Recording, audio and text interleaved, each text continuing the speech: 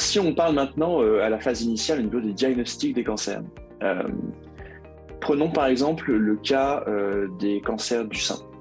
Vous savez qu'il y a un programme de dépistage national de cancer du sein où vous devez faire une mammographie selon un rythme prédéfini en fonction de votre âge. Et tout ceci demande une interprétation par des médecins qui doivent regarder les mammographies et puis détecter le nodule suspect et puis ensuite on va faire éventuellement une biopsie. L'idée, par exemple, à cette étape-là, ça serait d'utiliser de l'IA un petit peu comme première étape qui permettrait d'assurer le fait qu'on ne passe pas à côté d'un nodule, parce que tout humain est faillible, malheureusement, et puis qui pourrait nous dire, voilà, sur cette image-là, je pense qu'il y a probablement un nodule, et donc qui amènerait, par exemple, le médecin à vérifier ce nodule-là manuellement. Ça, c'est un exemple sur la mammographie, donc oui, ça peut aider au diagnostic. Mais on peut prendre aussi l'exemple du cancer du poumon que j'ai déjà donné tout à l'heure. Vous savez que le cancer du poumon, il n'y a pas encore de programme national de dépistage en France. Il y en a un aux États-Unis.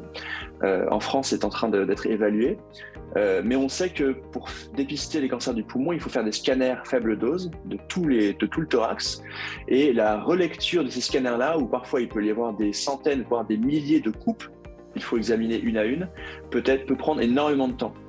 Vous savez qu'il y a une pénurie de médecins globalement en France. Et donc, de la même façon, on est en train de développer des algorithmes qui permettent de dépister de façon très très précise le nodule, parfois qui peut être soit pas vu par le médecin, soit sur lequel on peut avoir un doute. Et donc, ça peut nous aider un peu, nous guider sur ce plan-là.